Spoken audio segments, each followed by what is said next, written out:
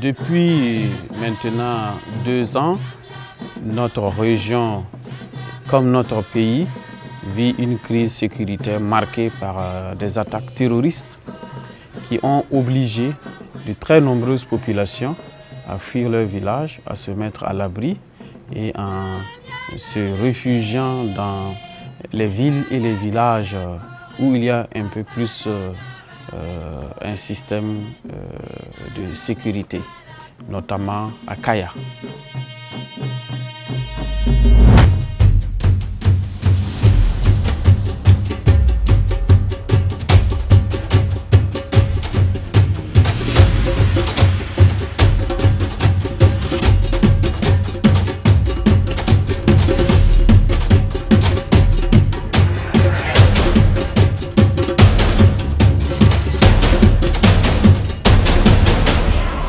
Nous enregistrons plus de 167 000 déplacés dans notre commune de Kaya, ce qui fait environ plus du double de la population.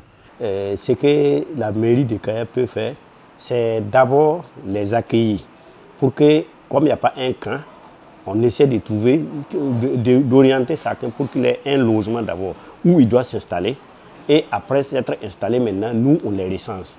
Et après le recensement, on essaie avec les partenaires maintenant de voir comment ils vont en tout cas être nourris, être soignés. Bon, en tout cas pour qu'ils puissent mener paisiblement leur vie, quoi.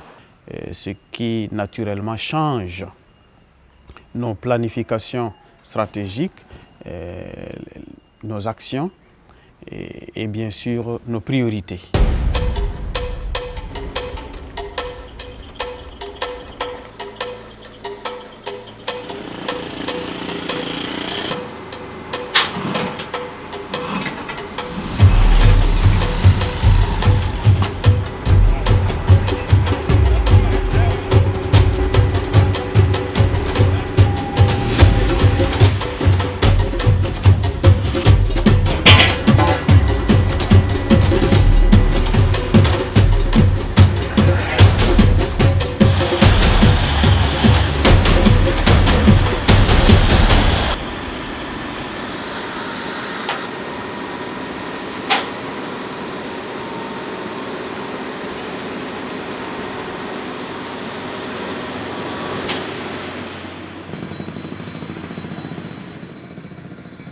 Beaucoup de quartiers n'avaient pas suffisamment de fourrage et ont accueilli de très nombreuses personnes. Et chaque jour, les familles se bousculent devant les rares points d'eau qui sont là. Et cela constitue des images et des scènes insupportables pour nous. Donc, nous avons décidé de faire de l'accès à l'eau une priorité en créant de nouveaux forages et en priorisant les quartiers qui ont accueilli le plus de déplacés. Donc nous privilégions les écoles qui accueillent en tout cas beaucoup d'enfants et qui permanemment sont occupés et donc constituent des bénéficiaires permanents de ces points d'eau.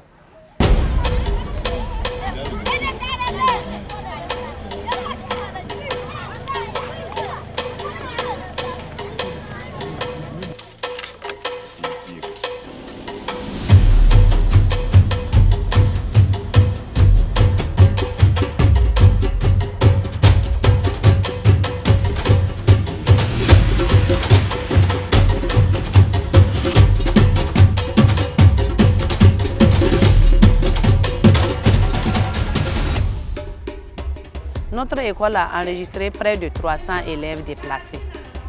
Voilà. Et nous n'avons que 4 classes, 3 classes construites et la 4e classe est sous pavillon.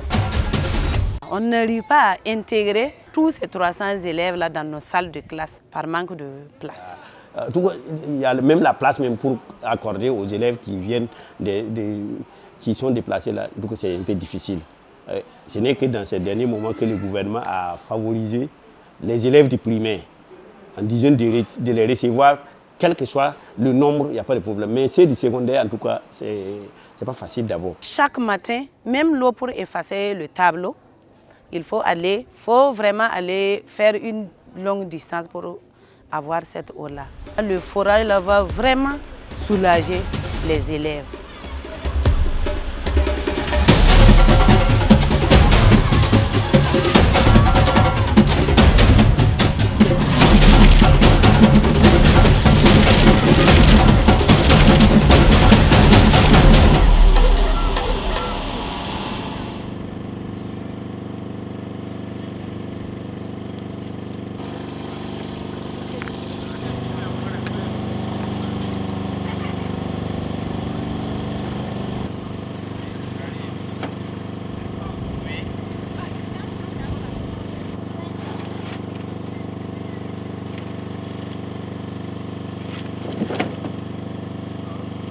Même avec problème d'eau. Et quand plus de 100 000 personnes viennent ajouter, et avec ces déficits d'eau, il y a l'ONEA qui n'arrive pas à satisfaire, les forages, ça ne suffit pas. Et bon, les puits, bon, ça aussi, ça s'est tari rapidement, donc ça fait qu'en tout cas, on a problème d'eau, surtout d'eau potable pour la consommation. On pouvait cibler les points où il y a assez de déplacés pour faire des forages, ou bien réhabiliter les forages qui sont en panne. En tout cas, ça les soulager énormément.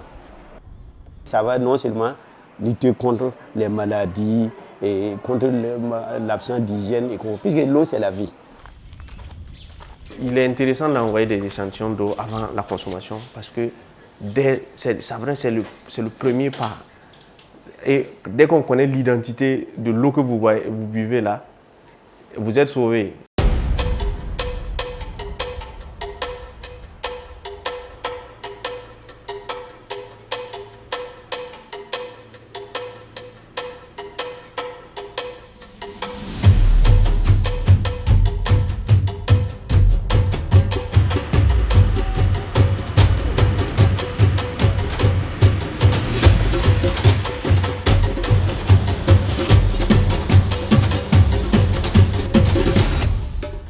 L'OCADES, en choisissant donc l'accès à l'eau comme priorité dans cette crise, s'appuie sur une équipe technique qu'elle a pu mettre en place grâce au soutien de ses partenaires.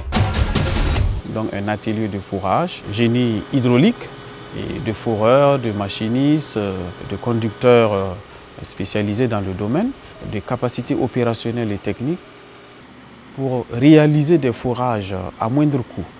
Nous travaillons à réduire les coûts des investissements de sorte à les multiplier pour aider les populations qui ne sont pas souvent ciblées dans les projets et programmes de développement, qui n'ont pas la capacité aussi de se payer un fourrage.